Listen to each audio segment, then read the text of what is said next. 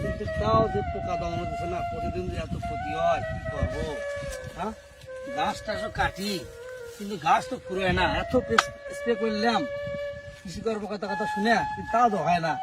বাড়িতে ছেলেটা আছে, বললাম বাবা একটু আমার সাথে শ্রম দাও, আমার পটল খেতে পোকা ধরে নষ্ট হয়ে গেছে, কিন্তু ছেলেটা তাও শোনে না।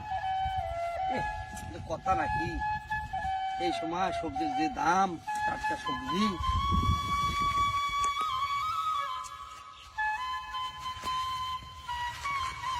আব্বা, আমি মেলাক্ষণ ধরা দেখতেছি তুমি এই কাঠ ফাটা রোদের ভিতর কি করতে চাও? তোমার কি জ্ঞান কিচ্ছু নাই? কয়দিন আগে তুমি ব্যবসা করে গেছিলে, তোমার পিছনে কতগুলো টাকা ফুরাইলাম। তোমার কি জ্ঞান বুদ্ধি হবি না নাকি? তোমার এই কাঠ ফাটা রোদের ভিতর কাজ করা লাগবে। বাবারে শোনে কি আর করবো, আমার আমি রোদ বৃষ্টি পোড়া কপাল, আমাদের রোদ বৃষ্টি ভিজে এই কামগুলো করতে হয়। তাছাড়া তুই জানোস না যে তোর মায়ের অপারেশনের জন্য সুদের বাড়ি থেকে জুরু তালুকদার কাছ থেকে 2 লাখ টাকা লেছিলাম, তার সুদ আসছে 20,000 টাকা। এই 20,000 টাকা দেওয়া লাগবে বাবা রে। তাছাড়া তো আর পটল মটল বেচা লাগবে, কিন্তু এবার পটল আমার ভালো না। এবার কাল্লা বৃষ্টি মিষ্টি নাই, কিভাবে পটল চাষ করবো? আর তো পোকামাকড়, তোমার কয়দিন করলাম বাদাম রে। কৃষি কর্মকর্তা আমাকে বলছিল যে খালকুলা বাজারে খাজাদের দোকান থেকে এই বীজগুলো আনো গা, তোমাক দে, তুমি কিছুই দাও না, তুমি পাইছাও খালি ফোন। আমার মাথা ঘুরে যেতেছে, এই টাকা 20,000 টাকা কিভাবে গুছাবো না? তার টাকা দেওয়া লাগবে, তুমি দিবে, তার জন্য কাঠ ফাটা রোদে তুমি কাজ করে তোমার জীবনটা শেষ করবে নাকি বাবা? এই পাগল ছেলে, তুই বুঝবো কি? এই পটল বিক্রি করে সেই জুলু তালুকদারে 20,000 টাকা দিলে সুদে, তাই এই যে পোকা ধরে নষ্ট হয়ে গেল। পটল বেচে তুমি সুদের সব টাকা দিয়ে দিবে, তাহলে আমরা সারা বছর খাবো কি? আর তাছাড়া তো আব্বা সামনে কোরবানি, তুমি কোরবানি দিবে না। বাবারে এই পটল বিক্রি করিয়া ওই জুলু তালুকদারে 20,000 টাকা দিতে হবে, আমরা আবার কোরবানি দেবো দোকান থেকে। বাপরে দাঁড়া শোনা বাপ, এবছর আমার হাতে পরিস্থিতি ভালো না, 20,000 টাকা দিয়ে দিছি, সামনে আল্লাহর তো কোরবানি দিয়ে দেবো না, টেনশন করিস না, আমরা এখন বাসায় চলে যাবো।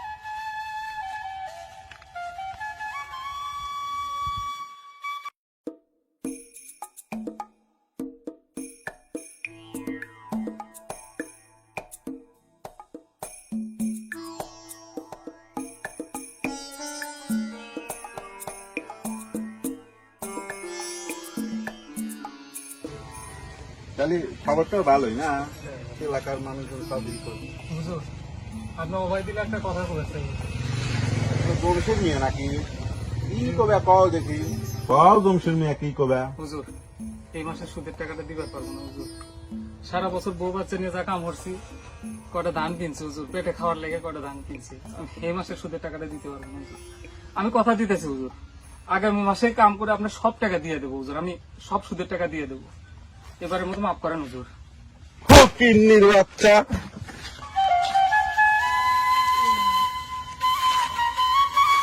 তোর এত বড় সাহস, তুই আমার টাকা না দিয়া, এই মাথা ছাতি খোল, তুই আমার টাকা না দিয়া তুই বউ বাচ্চার জন্য সারা বছরের খোরাক জমাইছিস। এই হারামির বাচ্চা, আমার বাড়িতে দুনিয়ার আত্মীয় স্বজন, আমি যাব কাল গরু কিনবে আর কোরবানির গরু, আর তুই আজকে কইতেছিস যে টাকা দিতে পারবি না। তো সাহস দেখে আমি অবাক হয়ে যাচ্ছি, টাকা নেওয়ার সময় মনে ছিল না। ফকিন্নির বাচ্চা, এই মাথা লোকজন এখন যা যাই, শালা হারামজাদার বাড়ি গরুর গোয়ালে যে গরুটা আছে ওইটা নিয়ে আসে, গরুর বেচে আর সুদের টাকা আমি তুলে নেবো। মানুষ চেনে না, শুনছেন নাকি কথাবার্তা সাইজ শুনছেন? ও এতদিন এসে আমাকে কয় আমি টাকা দেবো না, কোনো মাফ হবে না। জমশের টাকা নেওয়ার সময় তোমার মনে ছিল না, আপনি তুমি- জ্ঞানের সাগর হুজুর, আপনি দয়ার সাগর। না, আমার কোনো দয়া মায়া নাই। শুধু একটা আমি মাত্র টাকা দেই টাকার বিনিময়ে। তোমার বিপদ আমি উদ্ধার করছি, আপনারা কিছু কর। তুমি এখন আমার টাকা বুঝে দিবা। আমি কোনো এ কথা শুনবো না। বুঝো না এই ব্যাপারটা? কালকে যাবো কোরবানির হাটে গরু কিনতে। হুজুর একটু দয়া করেন হুজুর, আমার বউ বাচ্চার মুখের হাতটা কেড়ে নিয়েন না হুজুর। আপনি দয়া না করলে আমি কার কাছে যাবো হুজুর? একটু দয়া করেন হুজুর। এ চুপ কর ফকিন্নির বাচ্চা। এ মাহাতাব, জি হুজুর। এই বেটা তোরে না করলে আমার গরু খুলে নিয়ে যা এখন। ঠিক যা, আছে লোক জি নিয়ে যা। হুজুর, আমি এখন এ, গরু খুলে নিয়ে আয়। আর গরু বেচে আমি কাল সুদের টাকা দেবো। ভাই এই কোনো কথা চলবি না। এই মাহাতাব যা। হুজুর, আমার এই তুই গরুটা যা, নিয়ে তুই নাও যা হুজুর। এখান থেকে, যা, যা বেটা। গরুটা নিয়ে না আরে হুজুর। বেটা যা এখান থেকে। গরুটাই আমার শেষ সম্পদ চাচা, গরুটা নিয়েন না। চাচা, সামান্য করে টাকার জন্য লোকটাকে আপনি লাথিতে ফালাই দিলেন, কাজটাকে আপনি ঠিক করলেন, এর উচিত জবাব আপনি একদিন ঠিক পাবেন। আরে চুপ কর দালালের বাচ্চা দালাল। তোরে এখানে কেটা ডাকছে? তুই যাবি এখান থেকে, নাহলে তোরেও লাথি মেরে ফেলা দেবো। যা, এর উচিত জবাব আপনি একদিন এই ঠিক যা পাবেন। এখান থেকে যা। দালালি করতে আইছে। হুজুর, আর গরু নিয়ে এসে আপনার গোয়ালে বান্ধা দিয়েছি। আরে ঠিক কাজ করছিস। শোন, এবারেই ফকির বাচ্চারে ছাড়িয়ে দিই। কালকে 10টার ভিতরে আর গরু আমি হাটে নিয়ে যাব বেচিয়া, সুদের টাকা তুলে তারপরে তোর শাস্তি শেষ হবি। এবার আর ছেড়ে দে, তুই যা, এবার যা। হুজুর, আজ গরিব মানুষ জন্য আমার সাথে যে অন্যায়টা আপনি করলেন, এটা কিন্তু ঠিক করলেন না। আল্লাহ কিন্তু উপরে একজন আছে, হ্যাঁ আছে। আল্লাহ সহ্য করবে না হুজুর, আল্লাহ সহ্য করবে না। এই পাপের শাস্তি আপনি একদিন না অবশ্যই পাবেন হুজুর, পাবেন। আমি আরে গরিব যা জন্য আমার ফকির উপর যে যা। অত্যাচারটা আজকে করলেন, আমার গরু খুলে নিয়েছে, গরু খুলবো না, তুই আমার সুদের টাকা দিস থেকে। যা ফকির বাচ্চা, আমার কথা কয়। এই সারা শাস্তি আপনি একদিন পাবেন, এর শাস্তি একদিন আপনি পাবেন। এই যা তুই, সর এখান থেকে। এই মাথা ভাই।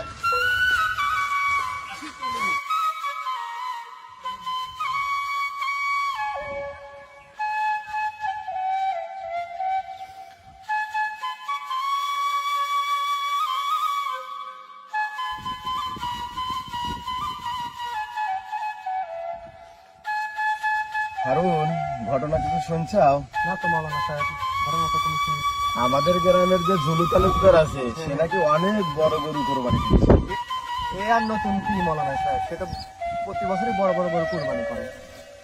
ব্যাপারটা তো সেটা নয়, আমি শুনলাম সে নাকি সুদের টাকা নিয়ে কোরবানি করছে। এ আর নতুন কি, এটা তার তো নিত্যদিনের পেশা। গ্রামের লোকজন বিপদে পড়লে সরা ধরে সুদে টাকা দেয়। কিন্তু তুমি কি জানো হারুন, এই সুদ খাওয়া কি ধরনের কত বড় পাপ? সাহেব, আমি জানি সুদ খাওয়া হারাম, এখন কি ধরনের পাপ তা তো জানি না। আপনি একটু বলেন, আমি একটু শুনি। একবার সুদ খাওয়া নিজের জন্মদাত্রী মার সঙ্গে 70 বার জেনা করলে যে পাপ হয়, এরকম পাপ একবার সুদ খেলে হয়। নাউজুবিল্লাহ নাউজুবিল্লাহ, কি বলেন মাওলানা সাহেব এটা? শুধু তাই না হারুন, এই হারামের টাকা দিয়া কোরবানি করলে এই কোরবানি কখনো আল্লাহ তাআলার দরবারে কবুল হবে না। এখন মাওলানা সাহেব তারটা সে বুঝবে, আমরা কি বলবো বলেন? আল্লাহ তুমি সবাইকে সঠিক বুঝ দান করো, সবাইকে বোঝার মতো তৌফিক দাও। চলেন মাওলানা সাহেব, আমরা কথা দিই।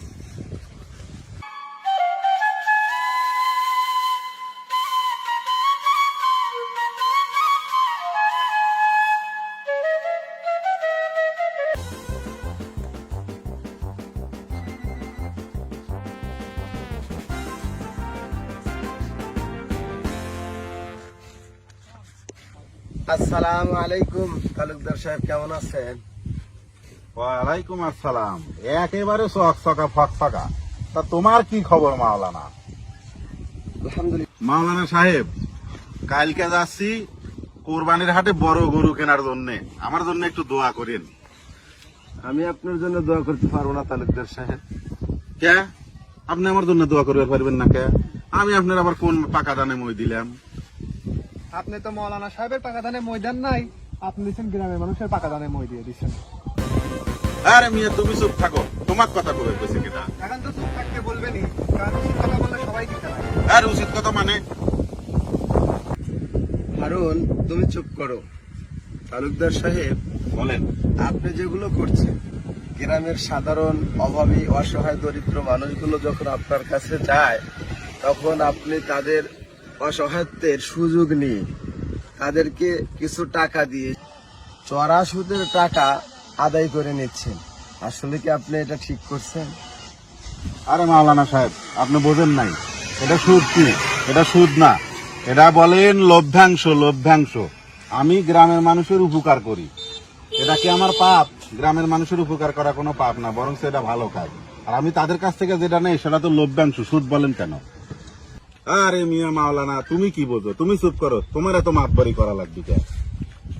আমি মাতবাড়ি করার কেউ না মাতব্বর সাহেব, কিন্তু সমাজের একজন মানুষ হিসেবে, আমি একজন আলেম হিসেবে, আপনি যেভাবে সুদের টাকাতে কোরবানি দিচ্ছেন, আপনার এই কোরবানি কখনো আল্লাহ তাআলার দরবারে গ্রহণযোগ্য হবে না। আর চলো যাই। আরে বেশি বুঝনি আলা, মাওলানা হয়ে গেছে। রে মিয়া, তুমি কয়দিনের মাওলানা হয়েছ? তুমি কিছু বোঝো নাকি? যাও মিয়া, তাহলে বেশি কথা। হ্যাঁ চল, এইসব লোকজন বেশি কথা এরা বোঝে নাকি?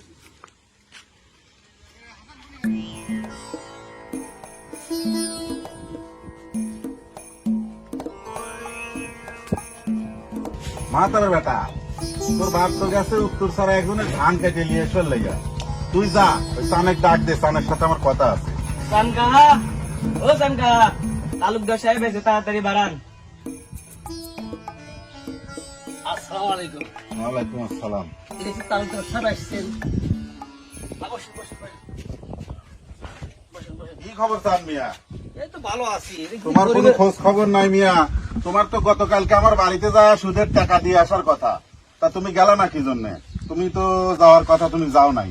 আমার আসতে হলো কেন সেই কথা বলো আগে। হুজুর, এই পটল তুলে বাজারে নিয়ে গেছিলাম, তাই আসতে দেরি হয়ে গেছে, তাই আপনার কাছে যেতে পারিনি হুজুর। ঠিক আছে ঠিক আছে চান মিয়া, বেশি কথা না কয়া এখন আমার সুদের টাকাগুলো দাও, আমি লিয়ে চলে যাই। তালুকদার সাহেব, কিছু না মনে করে একটা আমার কথা শুনেন। আরে আমি কিছু মনে করবো সেরকম কথা তুমি কবে কেন? হ্যাঁ কও, তারপরেও কও শুনি কি কবে। তালুকদার সাহেব, আপনি কিনে 2 লাখ টাকা লিছিলাম। তাই হোক, টাকা তো লিছিল, আমি বড় চিকিৎসা করে পুরা ভালো আছি, বউ তো বাসেই নাই। এই মাসে পটল তোলা টাকা দিয়া আমার মা আমারা ছেলে পেলেদের কিছু পোশাক পাতি কিনে দেবো, আর একটা আশা করছে একটু খাসি কিনা কোরবানি দেবো। আরে চুপ করো মিয়া, তোমার সাহস দেখে আমি অবাক হয়ে যেতেছি। তুমি আমার সুদের টাকা না দিয়া তুমি যেতেছ কোরবানি দিবেন লেগে। তোমার স্যাপ চলে না, তুমি যাও দুধ রোজ করবেন লেগে। এ ফকির নির আবার কোরবানি কিসের রে? তালুকদার সাহেব, টাকা লিখি বলে যা বললে তাই তাই না, টাকা কিন্তু আড়ি বছর ঘরও আছে, কথা সাবধানে বলেন। আরে চুপ কর বেদক, তুই আমার টাকা ফালা। আমার টাকা দিলি, তোর সাথে আর আমার কোনো কথা নাই। আমি দেবো কাল কোরবানি, আর তুই এখন কইতেছিস যে তুই নিজের কোরবানি দেবো আমার টাকা না দিয়া। আমার বাড়িতে এসে আত্মীয় স্বজন ভরে গেছে, টাকা বের কর। টাকা না দিলে তোর কিন্তু খবর আছে। তালুকদার সাহেব, আপনার টাকা নেন, টাকা কিন্তু সব জায়গায় আছে। এ চল মাতাবের বেটা, তাহলে টাকা নিয়ে সুদের পর আবার বড় বড় কথা কও না। সুদের টাকা দেওয়ার সময় আসলে পরে তোমার নানান গণিতে শুরু হয়। আয়।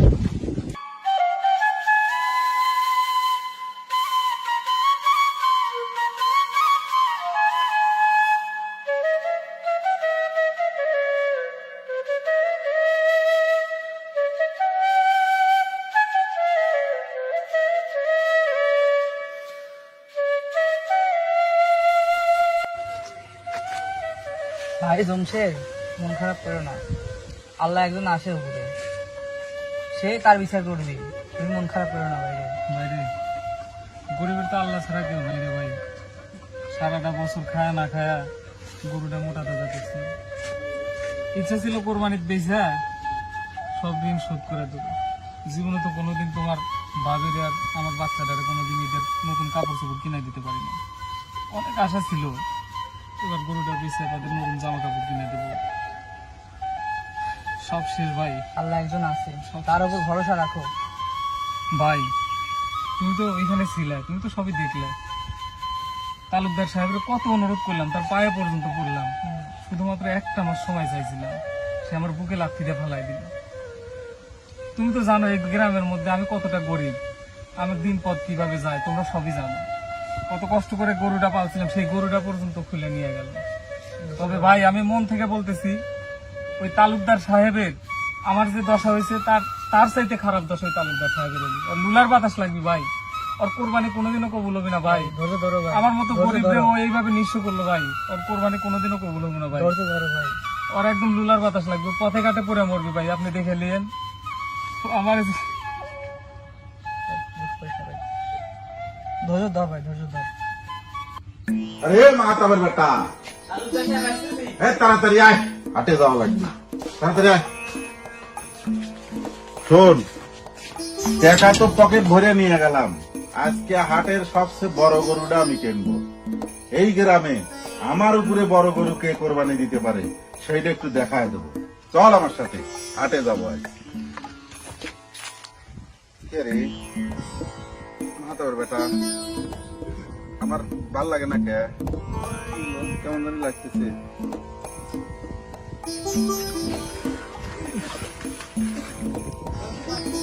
তালুকদার সাহেবের কি হয়েছে? তালুকদার সাহেবের কি হয়েছে? তাড়াতাড়ি।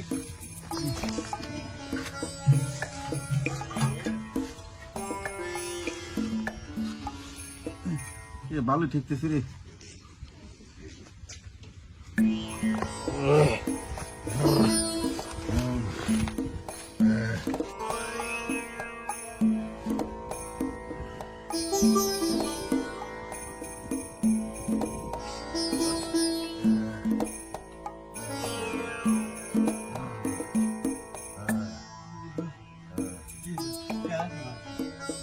তালুকদার সাহেবের ভিতরে লে, ভিতরে লে।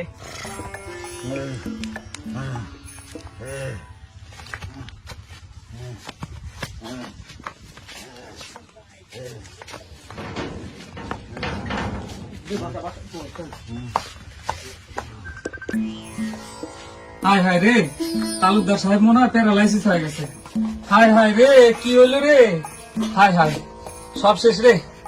তালুকদার সাহেবের প্যারালাইসিস হয়ে গেছে। কে কোথায় আছো দেখে যাও, তালুকদার সাহেবের প্যারালাইসিস হয়ে গেছে।